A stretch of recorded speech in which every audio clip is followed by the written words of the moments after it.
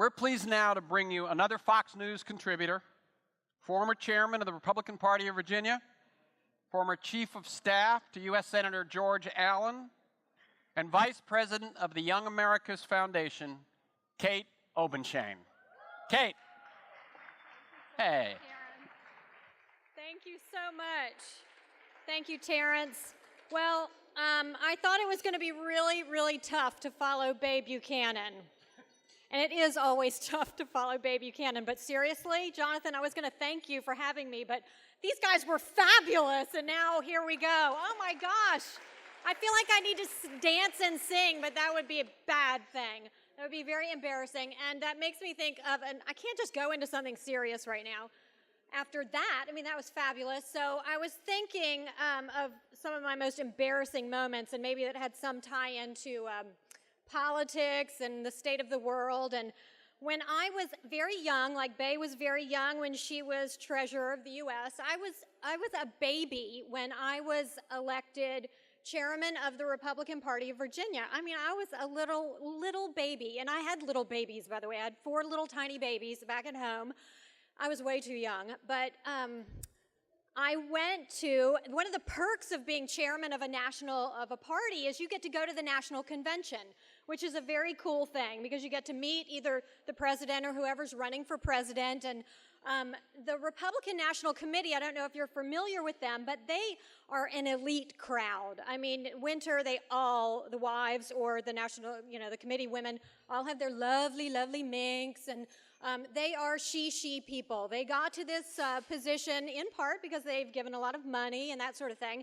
And here I am, this kid up in New York City. I am the youngest chairman of a state party by 30 years maybe, wondering what am I doing here? But I thought I was pretty cool. I thought I was hot stuff, actually. This is about bringing yourself, down a peg or two, thinking too highly of yourself. Well, I thought way too highly of myself. And at the first event, this is when George Bush was president, so we got to meet the president, hang out with George, rub elbows. That was cool. And the very first day of events, they're taking all the Republican National Committee members in special buses. They shut down New York City for us when we drove through, literally shut the city down, and we were it, man. We were very special.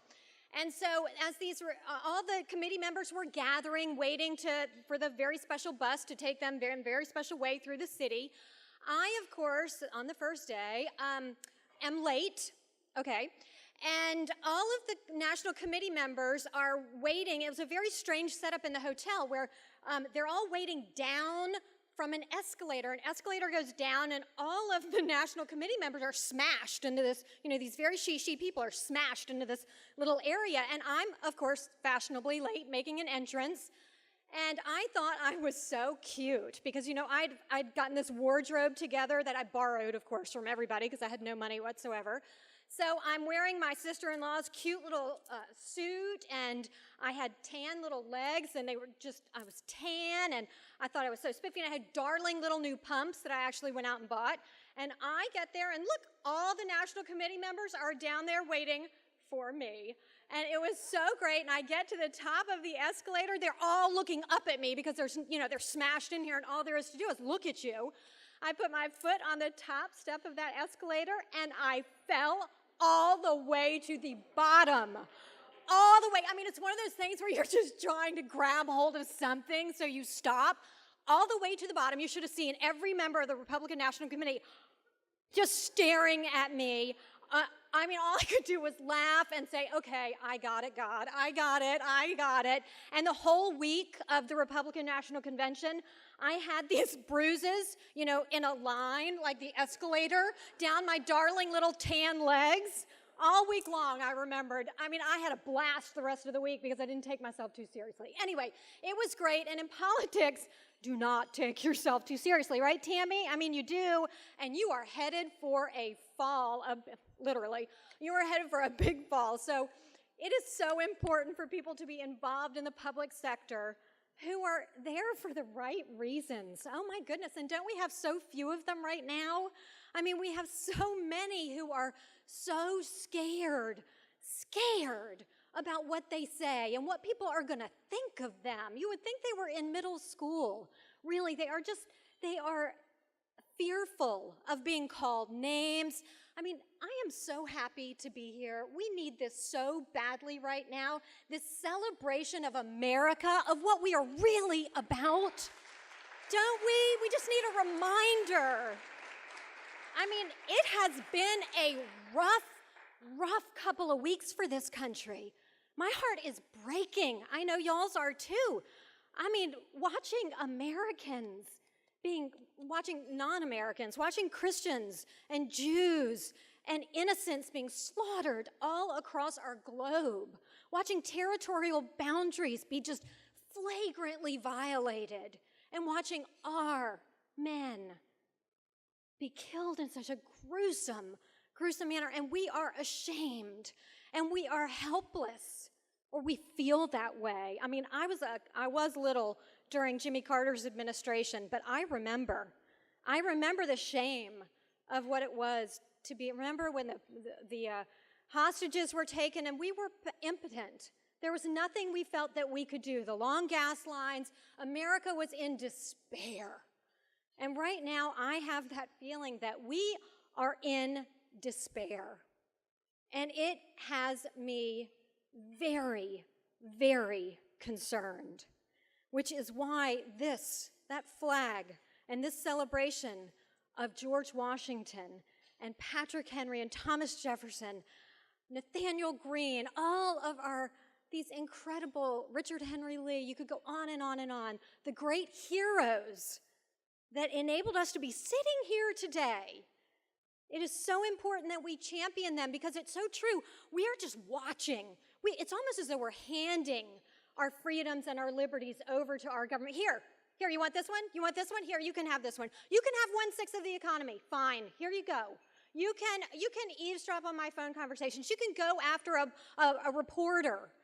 And you can target groups who don't agree with you. Sure, go ahead. You know, it's an old scandal. Go ahead. And fine if our ambassador and our people are killed. We're not going to worry about finding out what really happened. That's old news. Let's move on. And heaven forbid people disagree with those who are in charge right now. Heaven forbid. Because you know what's going to happen if you disagree. You are called names. And you know, it's amazing to me that works, but we hate to be called intolerant or racist or sexist or anything. We are Americans, and we are open-minded, and we are generous people, and we judge based on the content of one's character. And it is a shock for me. I mean, Bae said that she's been called racist so many times she doesn't know what to do. I feel the same way. But it's still, every time it happens, isn't it a shock? It's like, how dare you? Because I disagree with you, you're going to call me names? And you know what? It shuts us down. It works so well because we don't like it.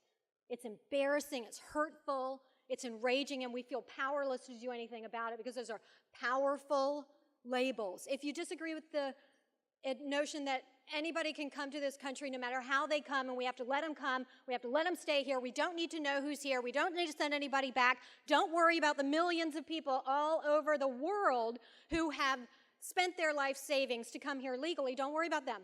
If you have that opinion, if you have something contrary to that, you must feel that way because you don't like the color of their skin. I was on Facebook the other day, and I saw one of my friends. It was a traditionalist, a Christian, I guess relatively conservative. She posted this picture of this beautiful Caucasian child, and it said, so if the children coming across the border looked like this, you wouldn't have a problem.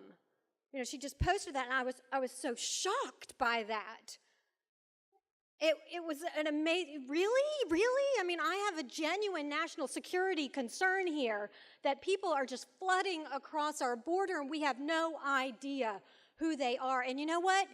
ISIS is recruiting right now, right across the border. And you know where they're going to go when they just waltz across our border? Because that's what you do right now. You just waltz or you climb, but you just come on in. They're going to go to the inner cities of America, I promise you, because we have some very demoralized, despairing young people in our inner cities because they're in these dropout factories that we call schools because, of course, we can't do anything to improve our educational system. Heaven forbid we have choice. Heaven forbid there's competition. But that's where they're going to go. So I think genuine concern is reasonable, but we are called racist or intolerant if we have a difference of opinion. If perhaps you think that to require a business to provide women any form of birth control whatsoever, if you think that maybe that's I think it's an overstep of government, first of all. I think that's a huge, ridiculous leap for government to mandate anything such as that. But if maybe you have a problem with your religious liberty being violated, you are sexist. You are absolute, how dare you? After the Supreme Court decision, I mean, I sat there watching the TV in awe as reporter after reporter after commentator said, they are trying to take away women's birth control. It's like, really? Really? I mean, still, you're mandated to provide, I think, 16 forms of birth control. And really, they hate women. Poor Mitt Romney. I mean, what a decent man for saying that he put together binders. Yeah, he is a decent man. I don't think he could ever win the presidency. So we can talk about that later, one-on-one. I'd be happy to. But to say that because he recruited women to be in his administration and he, made the misstep of saying we had binders full of women, he hates women. How dare he talk about binders full of women? Of course, what he needed to say was, I had more women in my administration than any other governor in the country. So just, put that in your pipe and smoke it. But he never did. He's such a fine man. He didn't think anybody would fall for it. But time and time again, Debbie Wasserman Schultz, do you guys know Governor Scott Walker, another incredibly good man, but he is a gentle soul. I mean, you talk to him, and he is just a decent, fine man with a lovely family. And Debbie Wasserman Schultz said the other day that Scott Walker is giving women the back of his hand and dragging them by their hair. Can you believe that kind of rhetoric? And of course, the feminists say nothing about it, nothing about minimizing the notion of sexual abuse or anything like that. They're just quiet because if you say anything, oh, you must hate women too. If you try to defend, you must hate women too. It's an amazing thing to me. This effort to stifle dissent, not by a more powerful idea. Like, let me explain to you why I think amnesty is a good idea. No. You hate immigrants. Or let me explain to you why we should lower taxes to unleash the private sector so more people can have jobs. And no, by the way, I don't think that people should be we should get people to the middle class to stay there, as our president has said many times. Middle class, we've never, by the way, talked about classes in this country until this administration. Middle class, I want to help people get to the middle class and stay there. You know what? I want to soar. I want everybody in this country to have unlimited economic opportunity. Get out of their way and stop telling them what is best. People know what's best for themselves. But if you say that, if you say, I think taxes should be low so businesses can expand, you hate the working class. You care only about rich people. That is not an ideology. That's not a different philosophy that you're presenting. That is trying to avoid the messiness of debate, that back and forth, the give and take of ideas that has made us the strongest, most generous nation on the face of this earth. That is what, more than anything, concerns me. It is the crushing of democracy, of the back and forth. And Bay and I both are on campuses all the time. In fact, I'm getting ready to go with Young America's Foundation on a tour of 8 campuses, and we're calling it the Firing Up Freedom Tour, because that's what we need to do on our campuses. What is happening now at the national level, where we're shutting down debate, shutting down our ability to talk to each other and have different ideas, that has been happening on the campuses for about 50 or 60 years now. And it is absolutely entrenched there, that you can't, on campuses right now, think before you send your babies off to a college campus, by the way. Know where you're sending them. At college campuses, many of them, they have something called free speech zones. Okay? Yeah. On the middle of the campus, they have a circle or a square, depending on the school. And if you're standing in that circle or square, you have your First Amendment rights, by golly. You may say whatever you want, even if it might be controversial, might hurt somebody's feelings, might even offend somebody. But if you step outside that circle or square, you are bound by the school's speech code. You violate that speech code, you can be sent to sensitivity training. I am not kidding. So they can purge you of those controversial ideas, whatever they are. And let me tell you, they are some freaky things that campuses are indoctrinating our kids to believe. Okay? I'm not talking about gay marriage. I'm talking about anything goes. I mean, anything goes. Or you keep your eyes open, because right now what's sweeping our country is hatred towards the Jews. There's been this sort of hatred towards Christians, and by the way, you can say anything you want on a campus that offends a Christian or a Jew, and you're fine. No sensitivity training for you. But you offend a Muslim or a gay person or anyone else, and you're out of there. You're out of there. We'll fix you. You cannot have a difference of opinion. And I'm not making this stuff up. It is all over the place. I just read today that at Wake Forest University, I've always thought of Wake, it's a Christian school, Christian roots, relatively, you can't even say schools are conservative anymore unless it's Hillsdale, because they're not, or liberal arts in terms of open and honest education, they're not anymore. I'm not even going to get the name right, but Wake Forest is implementing a bias detection, it's not a squad, but review committee. Okay, bias detection, that's not the right word, but something like that. Review committee. And so students are encouraged to report any bias or hate that they see, anonymously, by the way. You don't have to give your name. You report it to this school committee that has not been trained. They admitted today they've not been trained on how to detect bias or hate. I'm not sure, anyway. They haven't been trained, but they will bring students up on these charges. You can charge, good grief, I would spend my entire 4 years in front of that committee, I'm sure, just because I disagree with maybe the leftist orthodoxy at a campus. It's not because I think I'm particularly biased or hateful. I just have a different set of ideas from most universities. But this is what's happening on our campuses, and we have a small band of freedom fighters on our campuses, but they are small and they are scared. It's just like us, just like all of us, who are trying to stand up and champion liberty whenever we can, and we get smashed. Well, these kids they either get kicked out of school, like suspended with the God bless you, or they get sent to training, or who knows what happens. It's an incredible violation. And then they go out into the real world. They are programmed, baby. That's what they're going for. They are programmed. They are not going to cause any problems. Thank you, Saul Alinsky. Thank you, the whole bunch of them who have created this phenomenon. It is something that we need to wake up to. And it's not just colleges. It is high schools. It is middle schools. It is elementary schools. It is happening everywhere where our kids are being programmed. And we're being programmed. We are falling for it. We are not standing up and championing our ideals. Even our elected, especially our elected officials, they are falling for it. And they're getting attacked like nobody's business. So to some extent, I get it.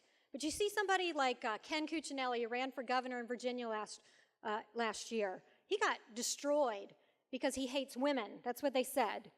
Again and again, it was, you disagreed with the Violence Against Women Act, the Lilly Ledbetter Act, you are opposed to mandatory birth control, blah, blah, blah, blah, blah, issue after issue after issue.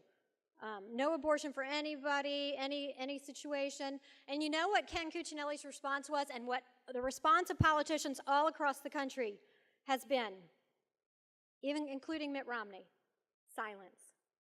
Run the other way or change the subject, because people don't really care about those smaller issues, And women care about the economy. Of course they do.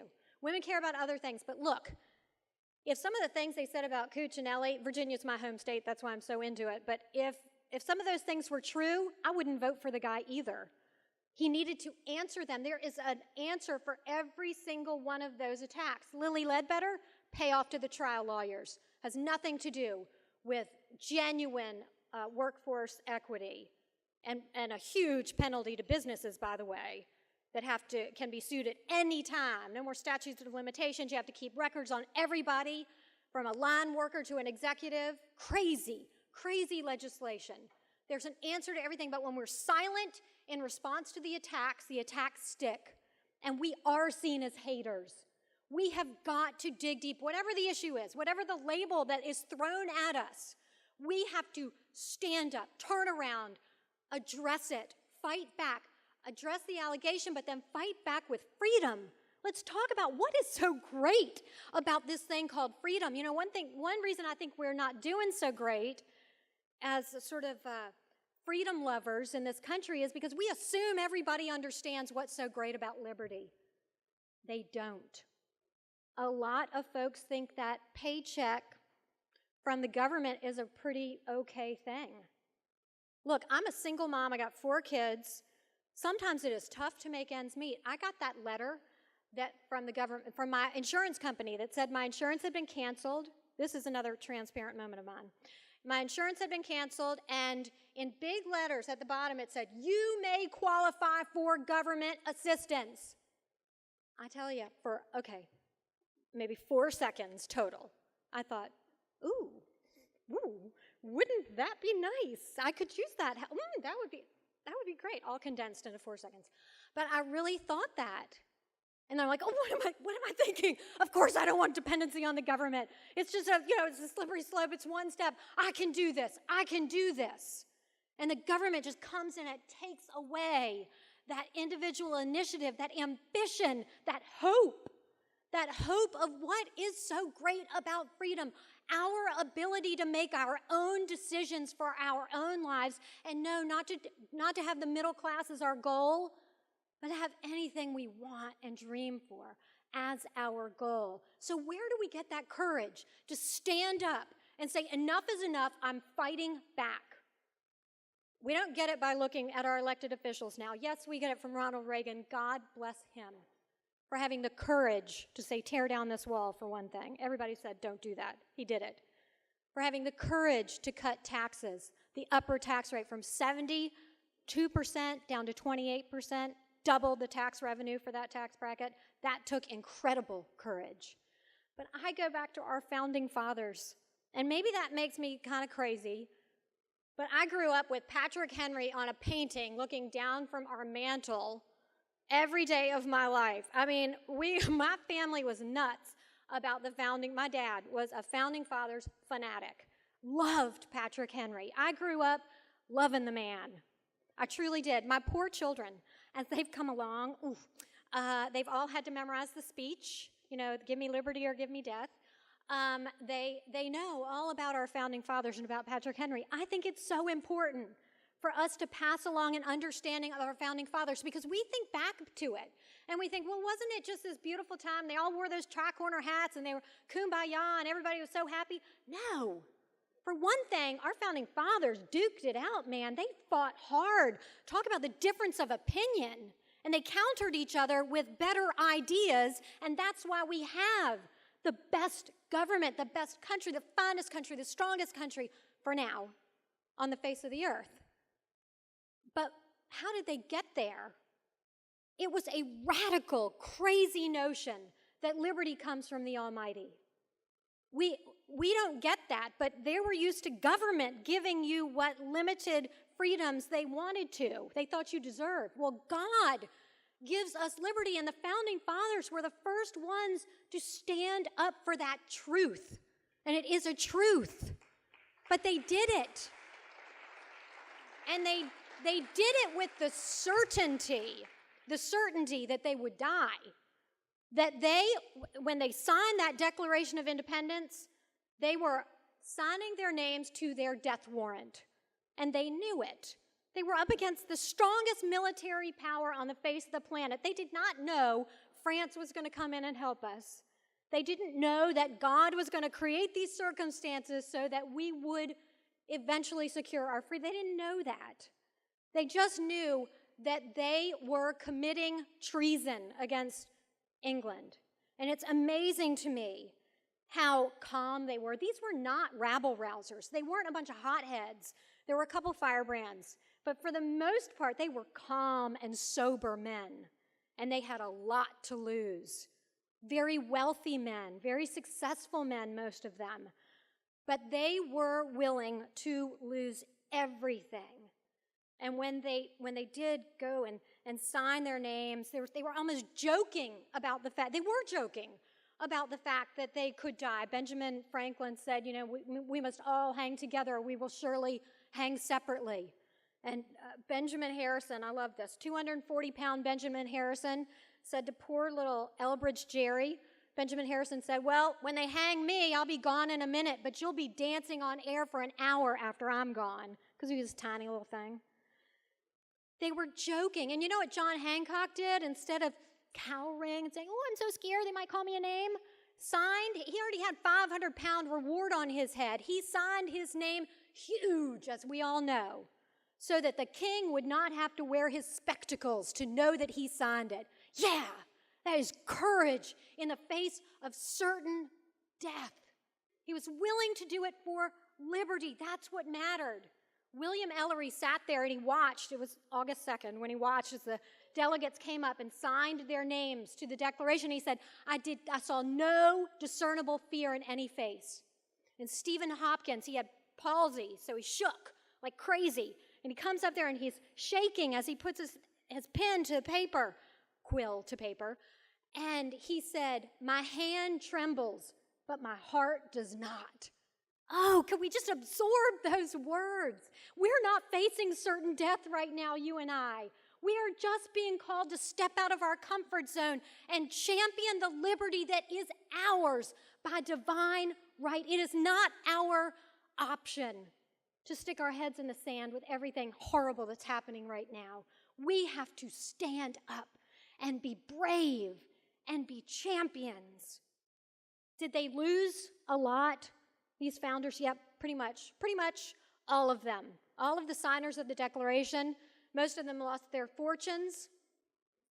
Francis Lewis, his estates were entirely destroyed. His wife was captured and brutalized, and she eventually died from her injuries. We don't hear about these. John Hart, he was literally hunted. He went from cave to cave like David. He was hunted. And when he finally got home, his wife was dead and his 13 children were gone. Never saw them again. We don't hear about this. We don't talk about it. John Martin, this sweet, sweet soul, he was a loyalist for a long time. And finally, it was hard, but he got the courage up to join the revolution. He signed the Declaration of Independence. And his friends and family turned against him 100%. They hated him. And a year later, he died. And on his deathbed, they say from a broken heart, and on his deathbed, he said, tell them, his friends and family, all who he loved, tell them that they will live to see the hour when they shall acknowledge the signing, his signing of the Declaration, to have been the most glorious service I have ever rendered my country. And Abraham Clark is my last one. His two sons were captured and put on the hell ship Jersey, those floating death camps. Everybody died who was put on the British prisoner of war ships. And the British came to Abraham Clark and they said, if you will but recant your signature, we will let your boys go. And he said he had to say the hardest word of his life, no. Liberty was more and is more important than those dearest to us. What is life without it? Okay, I'm going to end on this. I was driving through Richmond one day to my last speech of the day. I was doing a tour of speeches. It was the hottest day of the year in Richmond, Virginia, which is where I grew up.